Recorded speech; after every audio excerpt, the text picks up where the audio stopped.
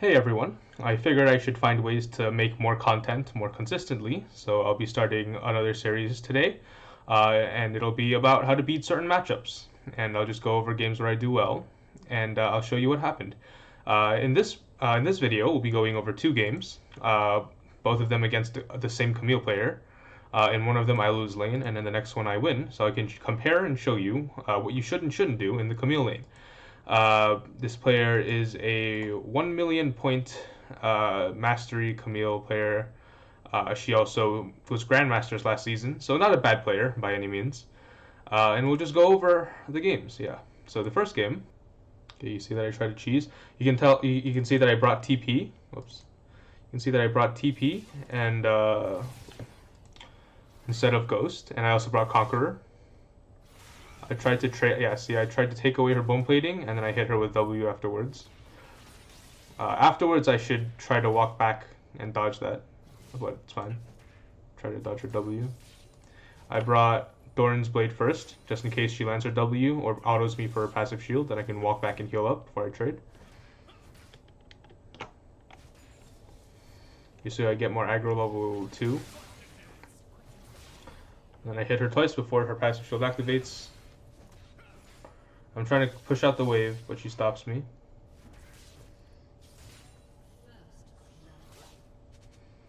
I'm trying to push out the wave at this point because I know that Talia is likely somewhere around topside, so I want to hit level 3 and be able to fight back.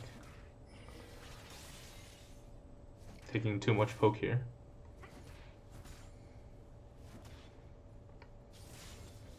Now that I'm level 3, I really want to push this wave out.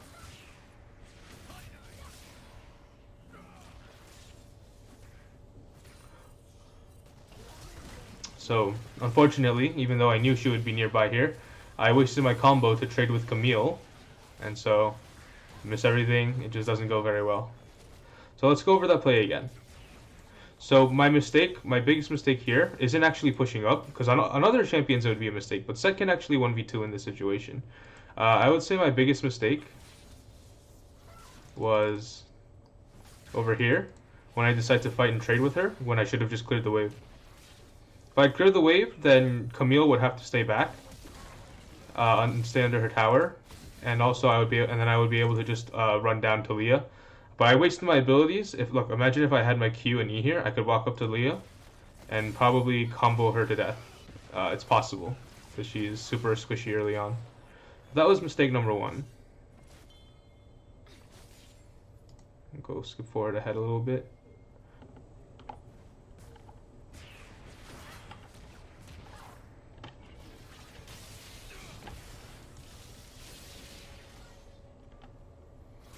Let's go over that trade real quick.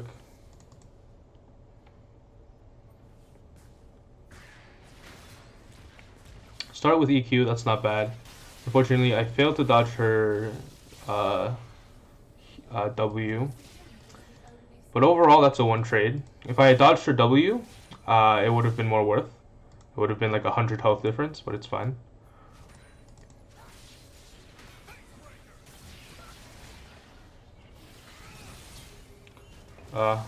Unfortunately, again, I go for the trade when she's I think I can win it, but I didn't have vision of the jungler, so that was my mistake again, right? I didn't have sums. It was likely that the jungler would come. Unfortunate. So I'm back to lane. The wave is freezable.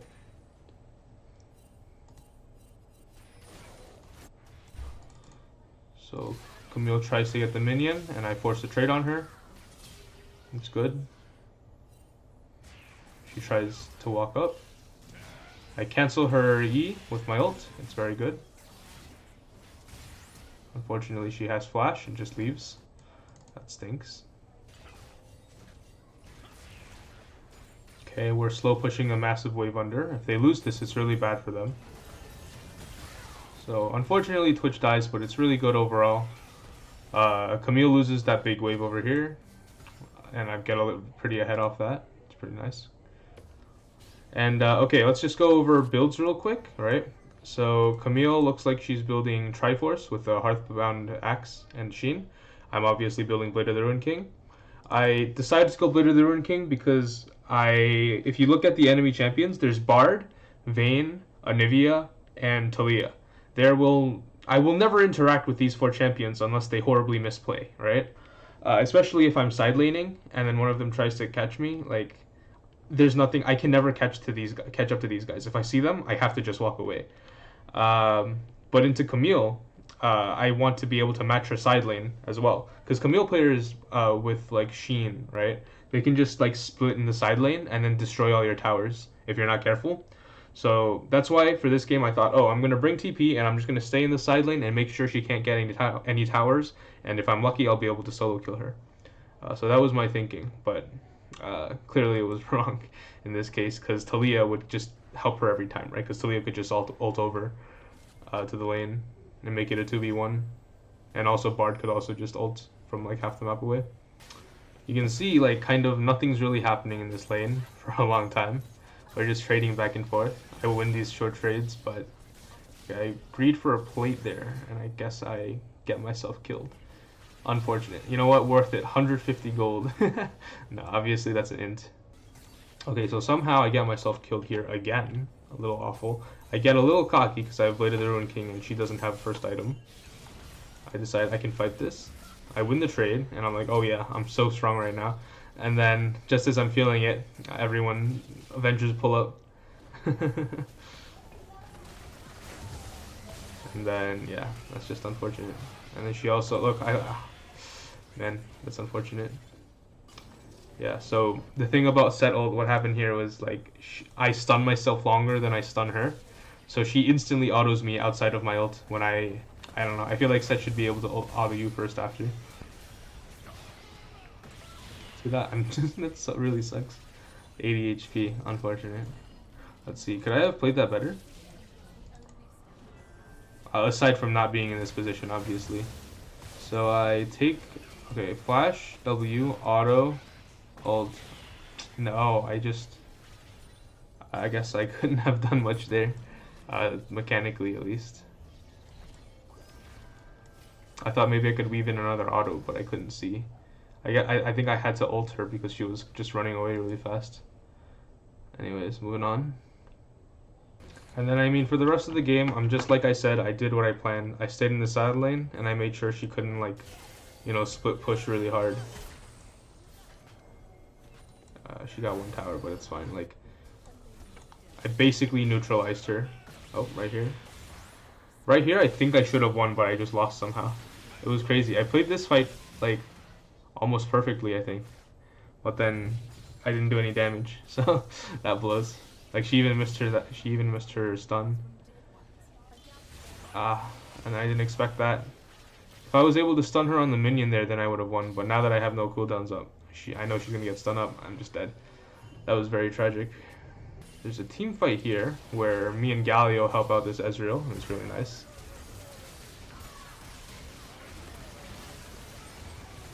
I don't know. I didn't do anything impressive there. We landed a good W on the Vayne. But this was all Ezreal popping off, honestly.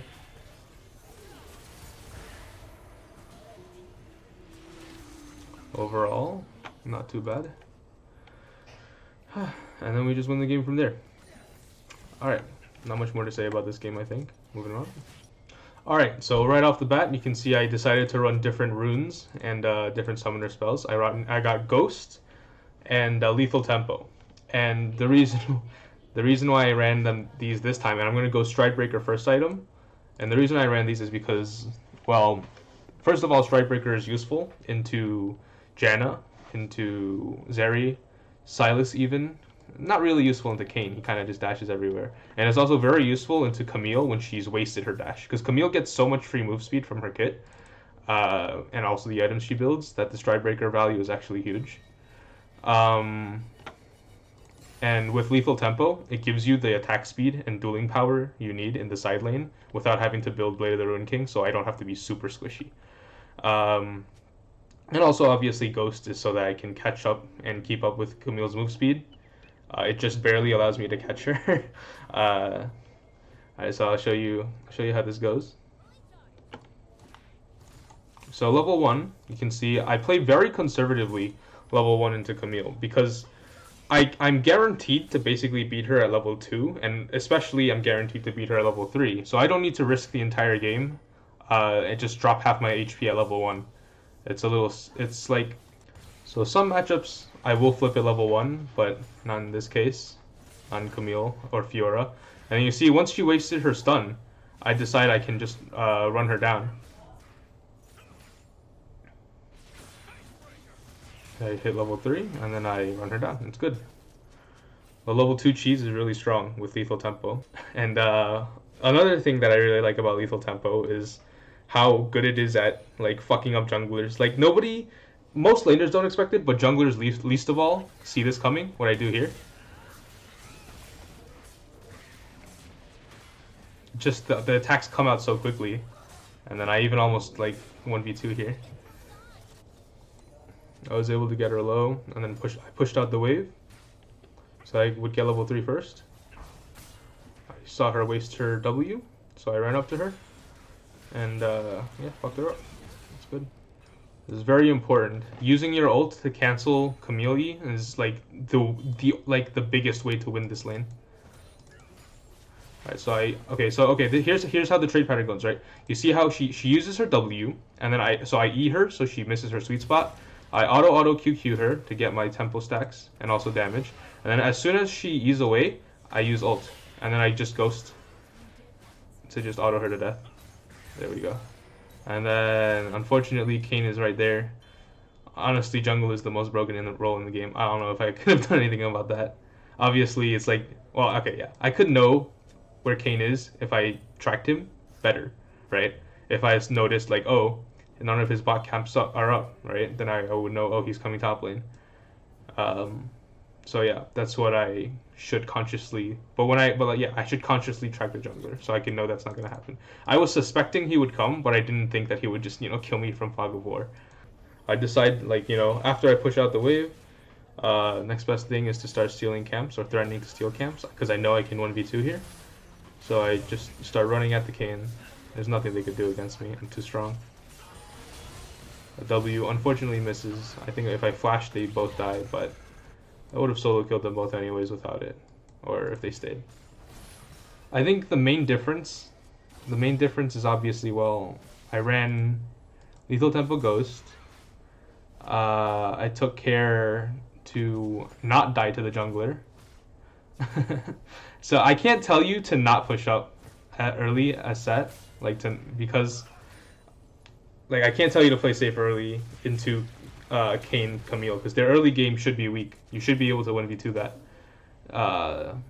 So the idea is you just want to, if you're going to all in someone, you're going to have to kill them within like 2 to 3 seconds.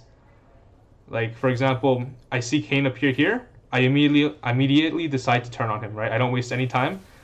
Oops. The Camille flashed on me. I immediately walk towards him so I can make as much distance between me and Camille as possible. Kind of forces her flash. And lets me hit him for as much as I can. Until, I kill him in like 2 seconds.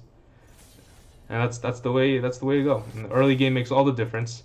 And then once I've got that gold, once I have that pressure, I'm allowed to just farm up. Take trades, take plates, place wards in his jungle, steal his camps, and just basically violate the Kayn while the Camille is like helpless and stuff, right? So, thanks for watching. Like and subscribe, all that jazz. Follow me on Twitch. I'll be streaming every Friday, Saturday, and Sunday at 8 p.m. Eastern Time. I'm in NA, and yeah, I'll see you there. Bye.